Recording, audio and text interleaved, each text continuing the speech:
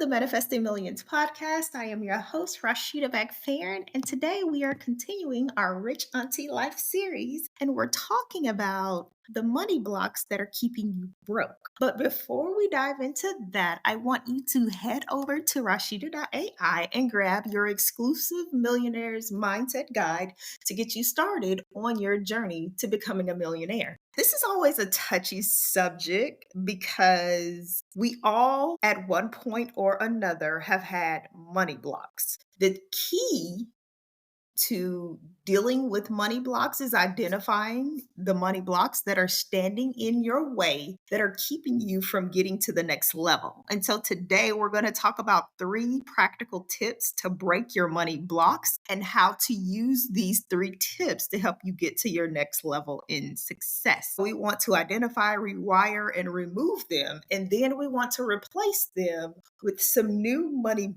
beliefs that are going to catapult you to that next step. Number 1, we're going to identify the root cause of your money struggles. We all have money struggles rooted in something that happened in our past. And if you listen to a lot of podcasts, if you do research on Google, you'll always come across the traditional beliefs about yourself and money were formed between 0 to 7. I'm here to tell you that that's very much true. Over the last 2 to 3 years, I've done some deep-seated background research on my family's money story and what was going on in the process of me being created and brought into my family, and where my mother was mentally, financially, and emotionally, in addition to where my dad was, how that ties into the money beliefs that I picked up early on. I don't feel like I was born into poverty. However, the way my dad functioned in life in regards to taking care of his family while he was married to my mom put her in some really touchy situations that allowed her to be in fight or flight mode all the time, which was always technically survival.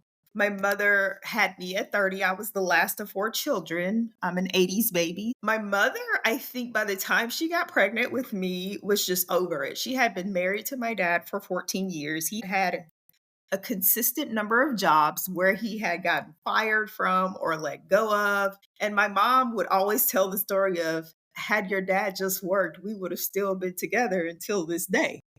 Well, and God rest my father, he passed away a week and a half ago. That pretty much became the foundation of my introduction into money. And my mother always tells me the story that she worked herself to the bone in order to get her delivery paid for when she had me because she didn't initially have the money to pay the hospital bill. And apparently my dad wasn't trying to really contribute any meaningful ways to help her, which was it's frustrating if you really think about it. It's the 80s.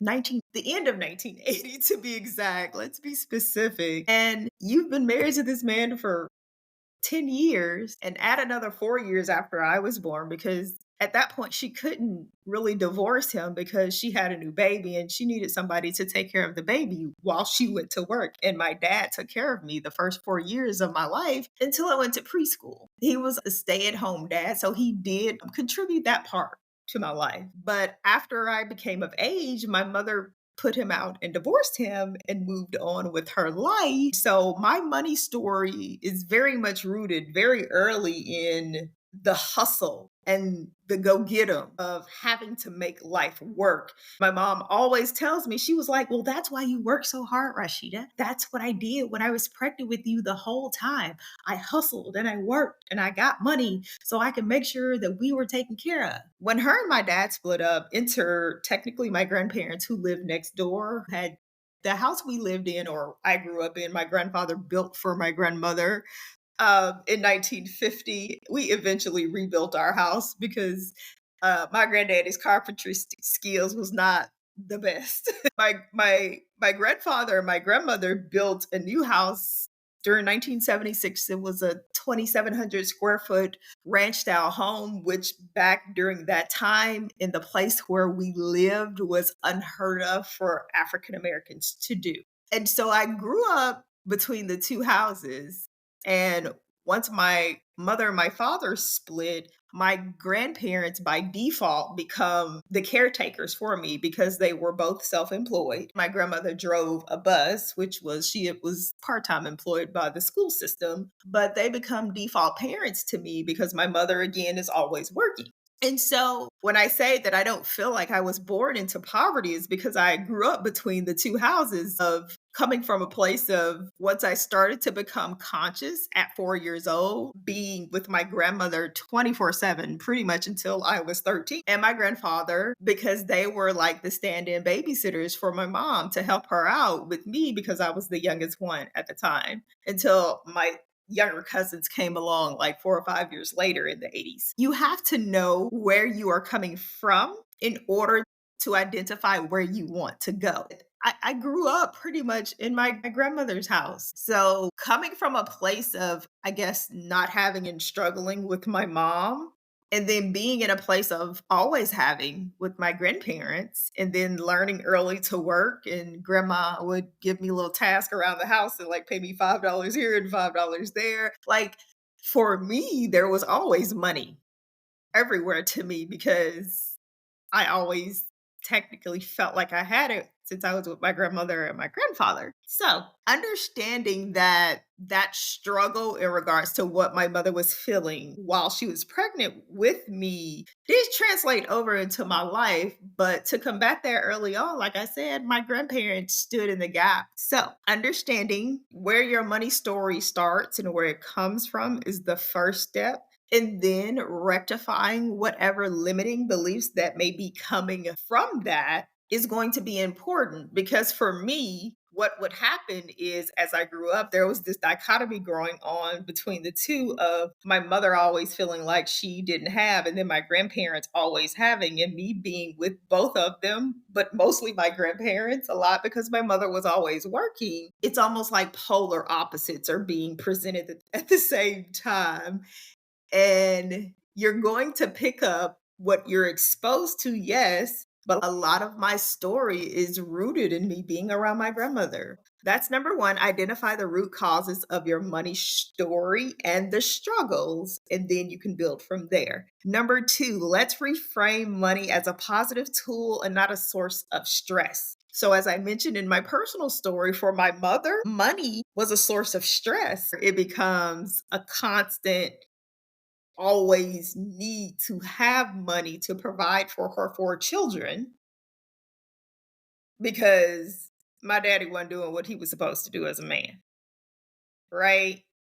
So if I had paid close attention to her being stressed out about her money story, I would have picked up on that energy, but I didn't because again, I was always over my grandmother's house. And by the time my mom would pick us up at 6 or 7 o'clock, we had already been fed, done our homework, and just we were pretty much going home to go to sleep to get ready for the next day. The reframe for me, I think as I got older, was coming into an understanding of the fact that she always struggled and that she rarely ever had any money. And I didn't know why. So my reframe was to figure out why she never had any money and then to do the exact opposite of what she was experiencing so that I could have money, which comes into the story of I started working when I was like 14, technically, in a real job. And then, as far as like working on the farm, I started working when I was like 11 or 12 because I would always do odd jobs for my grandmother and grandfather to make money for myself because I like buying snacks. So, the reframe is going to be important as to how you receive those initial messages. Understanding was that money comes to me frequently and easily. Money always flows to me. I always have money. That is literally how I started to turn my pennies into profits from when I was a little girl. Understanding that money isn't good or bad and understanding that it's a tool to be used is a better way to reframe the concept of money so that it doesn't stress you out. Because let's be real, when you don't have enough of it, it stresses you out, and that's anybody. But if you start reframing those thoughts, no matter where you are in your life, you can get better at money. Number three, we want to create a new wealth identity. Like you want to start acting, thinking, and feeling and making decisions from a place of being financially free. How do you do that? You have to keep track of your money. You have to budget. I know you don't want to budget, but you have to budget. You have to plan your spending. And if you invest, you have to pay attention to what you're investing in and manage that accordingly so that once you start doing these things, you're being way more accountable to how money is used, considering the fact now that you view it as a tool. Remember, we talked about reframing in number two. And when you do all of these three steps, you are technically on your way to living your best life and not being broke no more. Hello. Hello. So we want to remove the money blocks, and I want to go over them again. Number one, we want to identify the root cause of your money struggles. Number two, we're reframing money as a positive tool, not as a source of stress. And number three, we're creating a new wealth identity that keeps us responsible and accountable to ourselves and our commitment to managing our money. That is all for today's episode. As always, you can find us on Rashida.ai. All of our course offerings are listed on my website. If you like what you've listened to today, please share this episode and rate our podcast. It helps our listenership grow. And until when, I will see you in the next episode. Bye for now.